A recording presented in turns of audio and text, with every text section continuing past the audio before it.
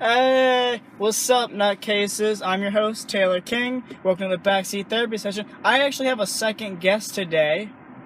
My name's Anthony Martin. Boom! I have a guest. We're moving up in the world. We're in a hot car right now in the middle of Burbank at Ashley Furniture is having a conversation. Yeah. Yeah. Alright, so Anthony, how long have you been doing stand-up? I've been doing stand-up about 6 months. It's great. I like it a lot. It's, should I talk about, like, how I progressed? Like... Yeah, how you progressed. That sounds like how you progressed. I'm curious about, and your first time. That's what I'm always curious about people's first time because mine sucked. It was terrible. Oh, I know. My first time, I at Flappers, there's the open mics and then there's the auditions, and so I thought the audition was the open mic. So when I showed up, the first thing I had to do was get up on a stage with lights and shit, with they have to put my name into a system. I thought it was like a bucket thing, which it is at the open mic, but at the auditions, they sign you up, they make you a profile and shit, and so I go up with, like, lights and shit, and I'm just like, what kind of porn does Obama watch? And, like, because there's like, the CIA, so, does that mean that Obama knows what, like, Kim Jong-un is jerking off to? Like, do other nations, like, when they go to the UN, is, like, Japan just glaring at the US representative? Like, dude, you guys are fucking gross. We weren't weird, you made us weird, guys. Japan is the only place to get bombed, and after that, they got fucked. I think the radiation made them want to fuck, like, octopus and shit. Oh god, the auditions. Oh. The lights either mess you up or help you. I remember one time I went to this club, Echoes Under Sunset. They turned the lights completely off. It's just a dark abyss. It's just darkness. You didn't see anybody. Nothing. I'm like, what is going on right now? And it's like that's the only place like you could bomb with your best material, and nobody laughs. So you don't know if anyone's there anymore. You're like, where do they all go? Oh no. You're just telling jokes into the void. Yeah. No. And now I kind of wish I did that more, because now I have more confidence and I can go, oh, this is perfect for figuring out what words work and what words don't work. Like, I know that now, but then you're like, why are you guys being so mean to me? Why did you know all the lights? No, I don't think of it like they're being mean or they don't like me. I just see it more as like I need to do better. And so, because I have that idea, that mindset of like I need to do better, like whenever I'm up and I'm doing good, I get even more nervous than when I'm doing bad. Because when I'm doing bad, I'm like, all right, fuck this. But when I'm doing good, I'm like, I gotta keep this going. I gotta go higher. Gotta climb higher. Gotta do better. But once like I like run out of material because I start to speed up, I like run out and now I have like 25 to like 30 seconds left, and I'm just like, I'm gonna give time back to the room. Thank you. My name's Anthony Martin, and then I walk off. It's like, fuck this. I'm out. Yeah, that happened to me all the time at the beginning. I came back after busting my foot, Mm-hmm. and I was like, I know how to I'm gonna do this, and just the weirdest form of you writing it down, going, this is genius, getting up there and going, I said nothing I wanted to say. I wrote it down and it was completely fine. I just said it didn't come out any way I wanted it to come out. And like giving time back to the room, you said like 25 to 30. I've given back 2 minutes. Oh no. And I thought I did 2 minutes. Yeah, it's the worst because you're like, oh, like this part will take like 30 seconds, so this should, like, am I gonna fit this into 3 minutes? And then you go up and you're done in 2 minutes, and you're like, fuck. But that's why you gotta practice it, because then you know. And then you figure out like, okay, what do I add into it? And whenever, the worst thing is like, or I guess it's better for when I'm adding stuff, because when I add stuff to a joke, it makes those 3 minutes way more dense. Yeah. It's like a more dense 3 minutes. It sounds better. It just becomes like a heartier set. as to where like the first time I do it, there's like a lot of empty space. Yeah. Like there's room, there are gaps to fill. Yeah. And what's also interesting to see where you're up there and see what your brain comes up with on the spot. Just to see, like, you just let your brain go, like, brain, do your thing, man. And I was like, you just say, I didn't write that, I didn't think that, but that was perfect. I hope I remember that for the next time. Yeah. And it's kind of cool how your brain just sits there like, I got this, don't worry. I got it. You don't. I don't need you. I have it. I was so glad that when I like had a moment to kind of, where I was talking about Kraft cheese and and I didn't think of this until I got on stage, but I was like, I bet Kraft cheese is made in like a sweatshop. That made people laugh, and I was just like, I like that joke. I'm keeping that one. I like that. Yeah. Because it's like, it's fucking Kraft cheese, dude. Fucking, I get mad about like little shit because it's like Kraft cheese is fucking gross, dude. It's like, it's plastic. I'm not getting into it, but like, I don't know. I guess when I was a little kid, I ate a lot of Kraft cheese, like those, like the ones that come in like individual squares, and you had to tear it apart and then eat it. Yeah, even the way it's prepackaged. That's a machine or a child is doing that without a doubt. It's fucking Kraft cheese, dude. Next new topic. Fuck that. No new thing. All right. I don't know why. I just want to tell you how badly I bombed my first time. Just gotta put things into perspective. I went to a Chinese food restaurant. Yeah. It was at the top of the Chinese food restaurant, and it was like all the steam was going up, so it was burning hot in there, right? Yeah. And so it turns out when it's your first time, nobody claps for you. No one clapped for me. They go, Taylor King. So I just kind of clapped for myself, like, are you here? Yeah, I'm here. All right. And then he had a clap for me. Okay, little buddy, go up there. And I was going to go up there. I'm like, oh, no. What am I getting myself into? And it's hot. And there's like 6 people in there. I'm like dead last. The host left. The guy who was supposed to be lighting me left. I have no idea if I did 3 minutes or 5. I just know the guy left me. I don't remember the beginning or the middle of my jokes. I just remember what I ended on. And to me, it's the funniest thing still. But it never works. I basically go, have you drinking so much water, it looks like your dick is crying? What? Like when you drink a lot of water, your pee comes out clear, as if it was crying. I thought you meant like you just starts tearing up, like you're just like spilling out droplets because you need to pee so bad. No. Like that was my imagery of just like you gotta pee and like you're letting out little bursts, and so it's like crying. It's so clear. Whenever I need to pee really bad, it always comes out. It's like, it's almost like my dick is vomiting water. Like Yeah. it's so violent. It's just like brrr, just Get out! Get out now! This is not natural. Dude, have you ever spent like 3 minutes at a urinal? I spent so long at a urinal with my best friend, we just start laughing. Like, this is going on for too long. I've had worse. I know I've had worse too. That doesn't mean we should count on it to happen. We just start laughing. The place is about to close. We ran in just to pee. They're mad at us. We're like, oh, what the hell? Because it's so just like, I did not, like how do I have this much liquid? Like you start to think like maybe I'm just gonna start to shrivel up, like just like It goes into your body like, my job here is done. Where are you going? Up. We live here now. What are you doing? No, I need you. you dropped like from 80 to 60% water. You lost weight somehow. Oh, man.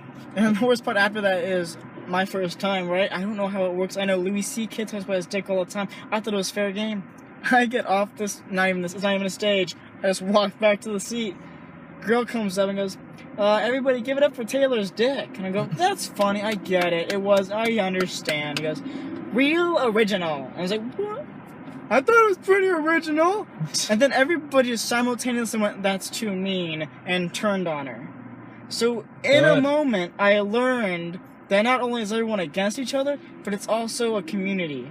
Yeah, it's like we want, like, for me at least, I want comedians to do well, but like at the same time, it's kind of like for the pizza spot. There's a thing at Flappers where if you're the best comic of the night, they give you the pizza spot. And so at the same time, I'm like competing. I'm like, I want that fucking pizza spot because if I get 3, then I get my own. I get to be the headliner at the in a main room show. But like, at the same time, like if someone else gets it, it's like, dude, I'm happy for you, good job. But like, well, if they do it with like shitty material, I'm like, what the fuck? It's like, damn it. Then I get pissed off. But then again, it's like, who am I to judge what's shitty material? I mean, I talk about giving blowjobs and fucking prostitution on Amazon and shit. Yeah, it's so weird. I know exactly what you mean because on Sunday I was doing lights and sounds for a show because I interned at Flappers. Right. Yay, Flappers! Shout out to Flappers. And I swear to you, like I'm not saying my material is amazing, but I saw these 2 girls go up with pink tiny ukuleles, and they sang a song called "Shave Your Vajayjay." Now, I'm not saying it wasn't funny, or they don't deserve that spot. I'm just saying, how in the hell did they get that? And I'm sitting there going, my Minotaur joke is pretty badass. Why can't I get up there? And then Well, that's just. I feel like that's mostly. I don't want to say like, oh, good. Like it'd be the same thing if a guy went up there just talking about his dick. Yeah, like I shaved my balls today, and then he sang a song about it. Now they itch, but they're silky smooth, so it's kind of contradictory. Like Shaved my butthole, now my farts are super loud. But shaved my butthole, now my finger fits just right. A wipe, it's like a credit card. But it's I feel like if it works, then it works. And plus, I feel like people aren't really as worn out on like the vagina jokes. Yeah. People are way more worn out on penis jokes because I feel like it's just they're more. I feel like there are more guy comics than girl comics. So like, yeah, and it's not. I don't. And every guy at least has one bit about his dick. Of course, that's how you become a comic, when you have that one dominating dick joke in your group of friends, and like, this kid's got a good dick joke. You're like, I think I could do this. And then an open mic is basically that one friend of every single group who goes, I think I can do this, and they go into one place, and now they're in competition. Like, in your group of friends, you are the alpha male of the jokes. No one can top you. No one can beat you. You are the top of your joke kingdom. You beat everybody out. You're the funniest one in the group. That one person goes on open mic, and now you're competing with those people. Yeah. And it's a different scenario, and everyone's got a different view and a different take, and it's amazing to see one person and how they mold and transform. But then there's that part of you that's jealous, going, why the hell are you here and I'm not? Yeah. And the way like you said, is that like how it got set up for you? Like with your group of friends, you just happen to be the guy with the best dick joke? Yeah, basically, I was the guy who who every week they would go, any new stories? What do you want to hear? I got this, and this. I got work. I got a female. I talked to a girl and that went terribly. I fell on my skateboard. What do you want to hear? You fell terribly with a girl. Perfect. I love that one. Here we go. Like, yeah, like I was the storyteller. I was the guy you go to for a joke. Like, That's funny. I started because like I remember when I was in like 4th grade, I don't know why I was always telling jokes, or I was just always trying to make people laugh. There was this guy, because I didn't know what a comedian was. I thought he was talking about a custodian. So I was like, why are you being such a comedian? And I'm like, what the fuck am I? I'm not cleaning shit. I thought he was like insulting me because like I always like there's this weird relationship with like janitors and custodians where like most people look down on them. Like people who clean shit are mostly looked down on. Yeah. Which is weird because they're cleaning up everything. Well, at the same time, like there's this one janitor that I always check out because he's got a sweet ass, and because it's like I feel weird about it because it's like, damn, she's like, Oh, it's a female janitor. Yeah, no, I'm not checking it. I'm like, what? Jorge does have a nice ass on occasion. You even thought of a janitor with a sweet ass. But well, yeah, I'm like, I should probably wait till. It was funny because I also felt a little disappointed when I noticed she had like a ring on her finger, and I'm like, damn, why do I feel bad about? I was never gonna do shit. Why do I feel bad about this? To be honest, I think I've checked out janitors as well, and I don't know why, but I think it's just the one-piece janitor. See, I don't know what it's called right now. I can't remember. Just that. I'm like, I don't know why. But why does that turn me on? I think it's because like the onesie. The onesie. I'm like, I think a part of me goes like, I think there's nothing under it. So like, there's those buttons. You're like, what's under those buttons? Like probably a t-shirt. No, she's probably 100% naked. Why? I don't know, but I hope it is. Like what? Well, she's not wearing the janitor I'm talking about. She's just wearing like pants and a t-shirt that says Burbank Mall.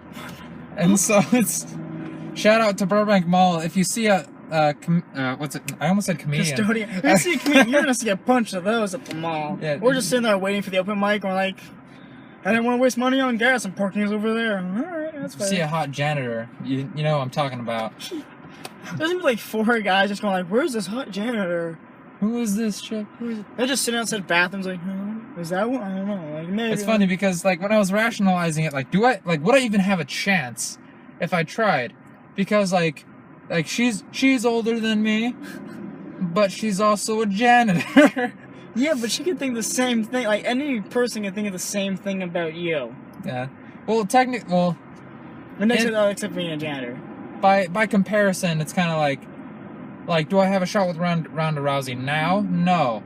Or did I have a shot with Ronda Rousey when she was the champion? No. But now that she's not the champion, do I have a better shot? That's such a... Yes!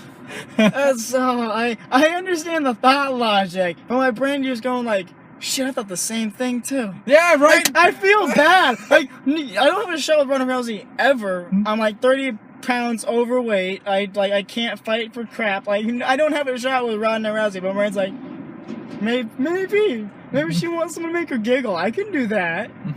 I'll rub her toesies. I don't care. Just someone to be there after she gets out. Like, she's just like, I can't believe I fucking lost. And then you're out there like, yeah, dude, you got rocked. That would be the worst thing to hear after losing your championship belt. Like, damn, you got rocked. Yeah, I realize that too with bombing. Like, I just want to talk to somebody. I always feel bad, like, when I go to an open mic, I always feel bad after, like, when everyone's gone. Like, if people start draining from the room, it's just kind of like, because then I start feeling bad for the other comedians who have to, because today I went on first in front of, like, the full open mic crowd. Yeah, and they were excited, because they're like, oh, we could be next. Yes, because, well, at that point, like, they're still ready, like, all right, I'll give this guy my attention because he's, like, in the first 10 people that you have the attention span for. Yeah. And then by the end, like, people start leaving. There are, like, 8 people now, plus the hosts.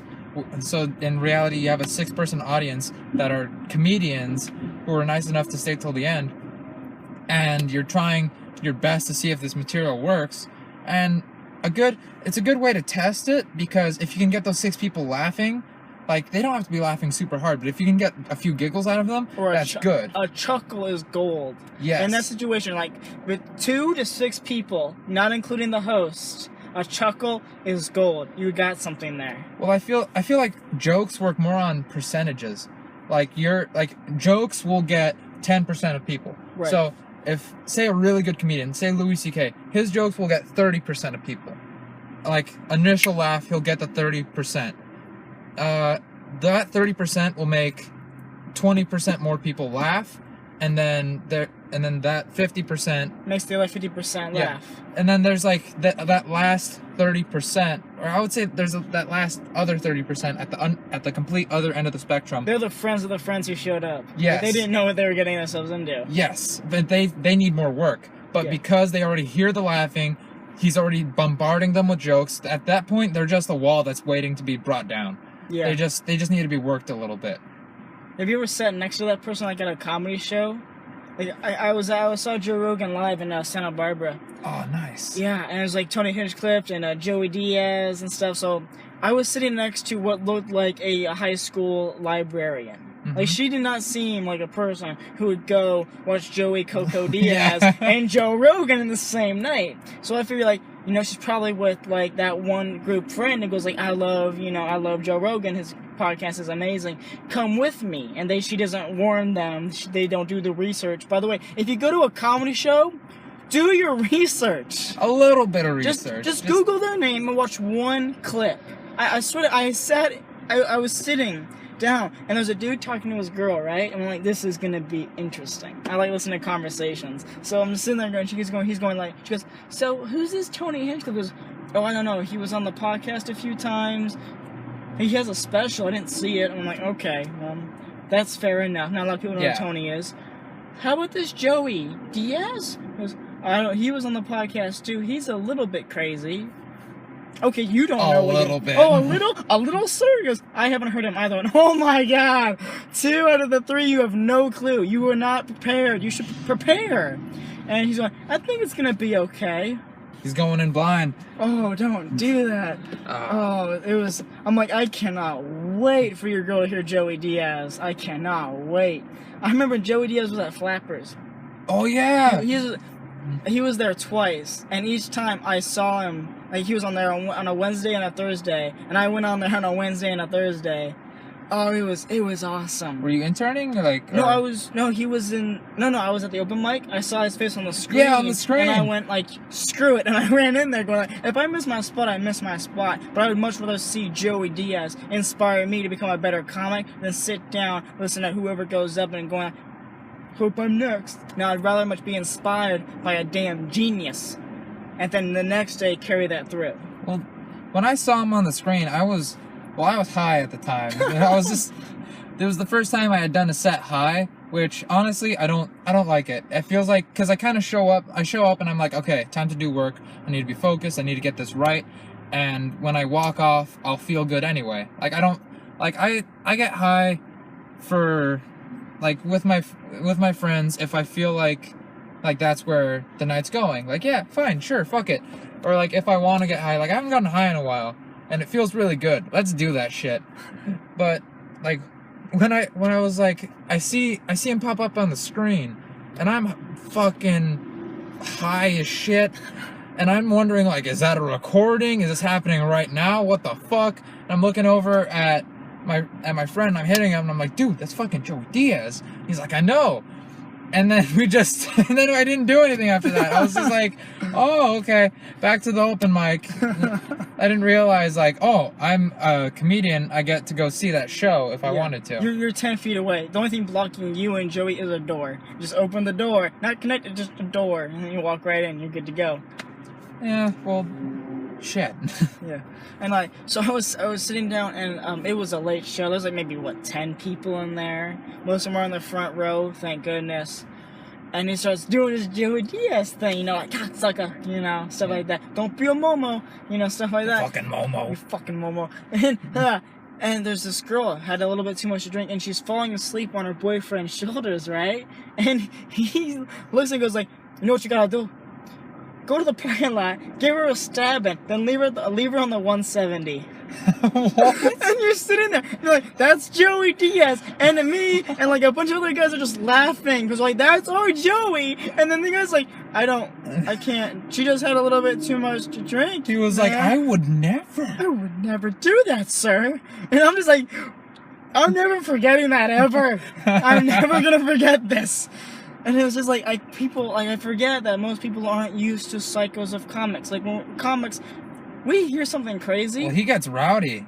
He gets into it. But also, like, we hear something crazy, we don't get offended. We instantly go, I get it. Like, there was a whole show on a Thursday night about suicide, and we're all laughing our heads off. Yeah, I was actually trying to work on a bit about suicide, about how, because I have a deep respect for people who have committed it, because when you think about it, in life you really have only one thing that you can control, and that's when you stop breathing. And even that you have limited control of. Everything else is uncertain, but you do know that one day you're gonna die, and you can, if you want to end it on your own terms, you can. And so that takes balls to be like, fuck it, I'm out. That'd be an amazing thing to say in front of a crowded crowded group of creeps. A group of people, just look at them and be like, fuck it, I'm out. But, like, that's awesome. And so my idea was I would talk about that, and then I would talk about, like, I could either shit my pants when I can't hold it anymore, or I can do it with pride and just shit my pants now. Because I choose when I go out. I choose when it happens. But that's a whole hour long Open comedy mic. special. Or It was an open mic. It was an open mic. Everyone talked about Everyone, suicide. like 4 people in a row, talked about suicide and killed. Huh. Like, that can only happen in a room full of comics. You can't have to sit with a bunch of normal people going like, it's a Tuesday night, what should we do? We could go laugh and giggle, have a couple beers and a steak. Okay. So suicide. Boop. So suicide. Boop. So suicide. Boop. So suicide. Boop. Like, why did we leave the house? We could have watched reruns of Grey's Anatomy. But it's only comics who are so messed up in the head to where, like, you know what? I get it. Makes sense. Well, it's almost like, it's healthy. It's healthy to think about suicide because it's like, you know all your options. you gotta know you gotta have a map of the landscape. You gotta know what your options are. You gotta know that there's a cliff there. You know? It's important. I feel like it keeps you level to be like, okay, I'm not there yet. I better man up. Don't be a bitch. Yeah, I never even thought of that because before I started doing stand-up, I was incredibly depressed and suicidal. Like, let me print a picture for you. I would ride home on my bike, not have committed suicide, and tell myself, you're a pussy for not committing suicide. Like, that was a thought when I got home. Fuck. Yeah. And, dude, that's so, like, so now when you see me up front in the comedy show laughing my head off, that's because I've been in the darkest place. I'm like, you know what? Let's not go there again. Well, I feel like that's the thing about, like, you gotta be able to pull yourself out of the pit. There's like this pit of darkness that you can always have, which, God, that sounds fucking emo. No, there's this like pit that you can fall into, where you're just sulking and you're like, you know all your options. Yeah. You're just in a dark place, and you got to pull yourself out of it. You gotta muster the strength to just climb out, and some people get stuck there. Like, my ex-girlfriend, she used to have a schizophrenia and anxiety, and she got bullied a lot. She went through a lot of harsh shit. Her parents were fuck ups, and so like when we were dating, like a lot of who I was became like almost like a therapist. Like, a lot of I'm pretty good at reading people. Like, for instance, there's this girl, she doesn't talk much, and 2 of my friends were trying to hit on her. But, like, I didn't know at the time. Yeah. And so they're both trying to hit on her, but at the same time, we're in a group, and we're all hanging out, and we're having a good time, and I'm good at reading people who don't want to talk, people who don't want to tell you the problem, people that just want to hold it in. And so, I'm like, analyzing her, and I'm just like, hey, you want to go step away, get some water? And she's like, yeah. And so we get some water, we come back to the group, and those 2 people have just been talking, and they're kind of looking at me like, what the fuck is this guy doing? And I'm just like, I'm just trying to make her happy so that we could all be happy, so that we could all have a good time. And then one of the guys texts me, and he's like, dude, stop fucking hitting on so-and-so. And I'm like, what are you talking about? And he's like, dude, you're like talking to her a lot, you're walking away, and it's like, because I just thought fucking, I don't know, I'm just being nice. We're all hanging out, you guys are having a good time, she doesn't look like she's having a good time, so I'm trying to talk to her. And so, I don't know. I have like this thing, because we were also drinking at the time. No, I am, shit. But anyway, so there's this weird thing that happens to me where if I'm under an influence, like the Spirit of the Lord, there's this thing that happens. I might just be more casual. It might just be like a derpy look that I have that somehow looks attractive, but I get hit on. I never get hit on when I'm sober. Let me put it that way. I never get hit on when I'm sober.